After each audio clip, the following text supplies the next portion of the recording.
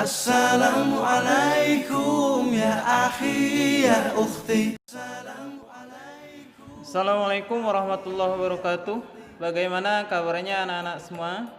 Semoga kita selalu dalam lindungan Allah Subhanahu wa taala dan kita tetap semangat. Mudah-mudahan pembelajaran kita pada hari ini dapat kita pelajari dengan baik. Dan pada hari ini kita akan melanjutkan pelajaran Bina Fikih pada pertemuan yang lalu, yakni tentang bersuci dari haid. Dan yang akan kita bahas pada hari ini adalah hal-hal yang dilarang ketika sedang haid. Kemudian hukum mandi wajib atau janabah setelah haid. Selanjutnya tata cara mandi janabah setelah haid.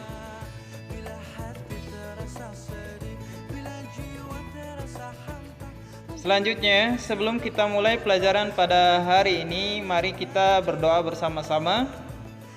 Bismillahirrahmanirrahim.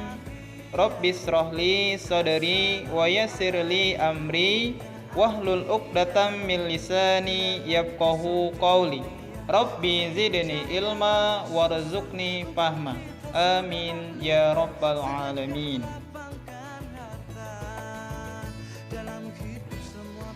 Baiklah anak-anak, pada pelajaran yang ketiga ini kita akan membahas tentang hal-hal yang dilarang ketika haid.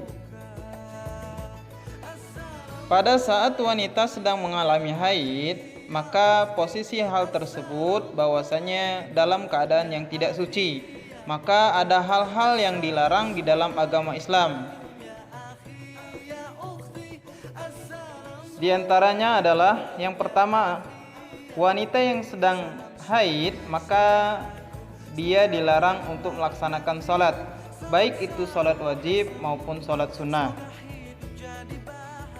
Sebagaimana Nabi Muhammad SAW bersabda, An Aisyah qalat qala Nabi sallallahu alaihi wasallam, "Idza aqbalatil haidah fada'iyas shalah." Muttafaqun alaih. Artinya, Aisyah radhiyallahu anha berkata, Nabi Muhammad sallallahu alaihi wasallam bersabda, apabila datang waktu haid, hendaklah engkau tinggalkan salat. Hadis riwayat muttafaqun alaih. Yang kedua adalah larangan untuk berpuasa. Itu juga baik puasa sunnah maupun puasa wajib. Namun perlu diingat bagi perempuan yang haid, untuk puasa ini dia wajib mengqadha atau mengganti setelah selesai masa haidnya. Sebagaimana sabda dari Nabi Muhammad sallallahu alaihi wasallam, An Abi Sa'id radhiyallahu anhu qala Nabi sallallahu alaihi wasallam, alaysa idza hadat lam tusalli wa lam tasum. Rawahul Bukhari.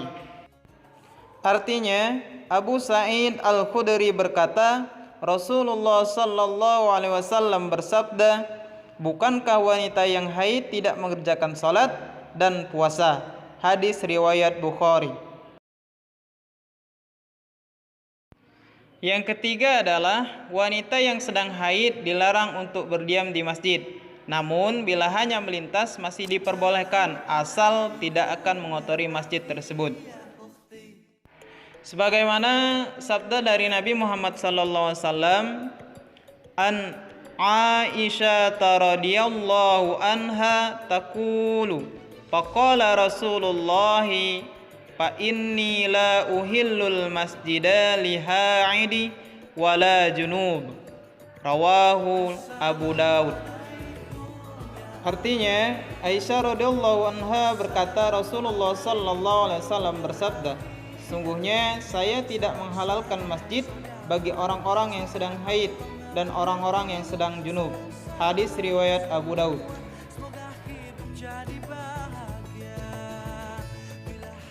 Yang keempat, wanita yang sedang haid tidak diperkenankan membawa dan membaca Al-Quran.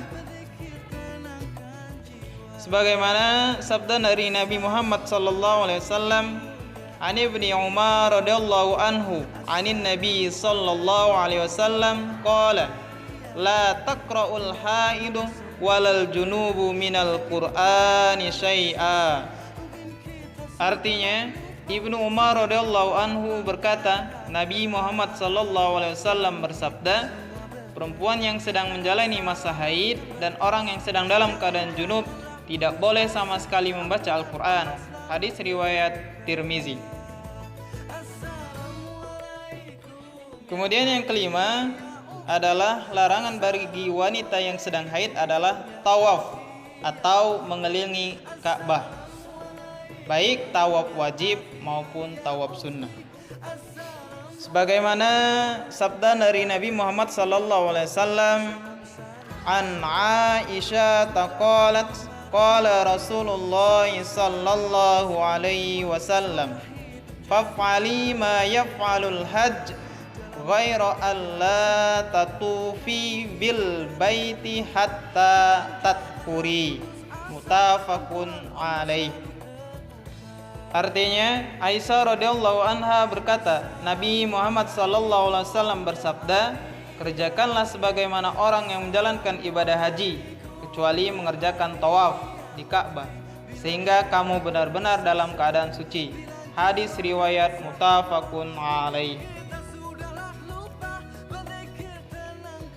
Kemudian materi yang keempat adalah hukum mandi wajib atau janabah setelah haid. Mandi wajib atau janabah atau bersuci setelah haid hukumnya wajib, karena dengan adanya kita mandi wajib maka akan menghilangkan kotoran-kotoran dari sisa haid tersebut. Dengan demikian maka jika kita melaksanakan ibadah-ibadah baik yang wajib ataupun sunnah maka akan diterima oleh Allah Subhanahu wa taala. Sebagaimana dijelaskan dalam hadis Nabi Muhammad sallallahu alaihi wasallam, an Aisyah anna Fatimah binta Abi Hubaish kanat tustahat fasalatin Nabiyya sallallahu alaihi wasallam faqala zalika irkum wa laysat bil haidah fa iza aqbalatil haidah fada'iyas shalah wa iza adbarat faghtasili wa sholli. Rawahul Bukhari. Artinya, Aisyah radhiyallahu anha berkata bahwa Fatimah binti Hubaish merasa mengalami istihadah. Kemudian bertanya kepada Nabi Muhammad sallallahu alaihi wasallam. Nabi Muhammad sallallahu alaihi wasallam menjawab, itu merupakan air keringat, bukan darah haid atau istihadah. Apabila datang haid, hendaklah engkau tidak mengerjakan salat, dan apabila selesai masa haid, hendaklah engkau mandi dan salat. Hadis riwayat Bukhari. Kemudian materi yang kelima adalah tata cara mandi wajib atau janabah setelah haid. Mandi setelah haid sama dengan mandi wajib lainnya, yaitu dengan membaca niat dan meratakan air dari kepala kemudian ke seluruh tubuh. Lebih baik lagi bila kita menggunakan wangi-wangian seperti sabun ataupun sampo. Rukun mandi wajib setelah haid ada dua, yaitu yang pertama adalah niat. Bunyi dari niat mandi wajib setelah haid adalah nawaitul ghuslal jinabati lirafmil hadasil akbari an jami'il badani anil haidi fardu lillahi ta'ala. Artinya, aku berniat mandi untuk menghilangkan hadas besar dari badanku atau dari haid wajib karena Allah Ta'ala. Rukun yang kedua adalah meratakan air dari kepala ke seluruh anggota tubuh. Setelah membaca niat, siramlah tubuh dengan air suci dan mensucikan dari kepala disertai niat dalam hati. Ratakanlah air ke seluruh anggota tubuh hingga bersih. Hal ini dapat dilakukan sekurang-kurangnya sebanyak 3 kali. Kemudian sunnah-sunnah mandi janabah atau mandi wajib dibedakan menjadi 5 macam. Yang pertama, membaca basmalah untuk mengawali mandi. Yang kedua, berwudu sebelum mandi. Yang ketiga, menggosok-gosok seluruh tubuh dengan telapak tangan. Yang keempat, mendahulukan anggota tubuh yang kanan. Yang kelima, berulang sampai 3 kali. Baiklah anak-anak yang soleh dan soleha, demikianlah pembelajaran tentang bersuci dari haid. Mudah-mudahan kalian dapat memahami. Dan jika kalian ada yang kurang paham, boleh langsung bertanya kepada Bapak.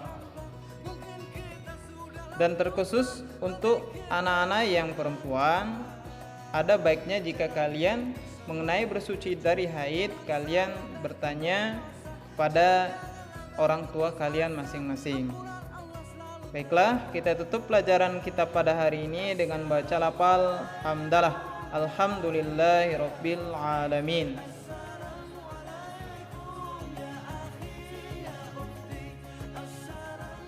Bapak akhiri wabillahi taufiq wal hidayah. Assalamualaikum warahmatullahi wabarakatuh.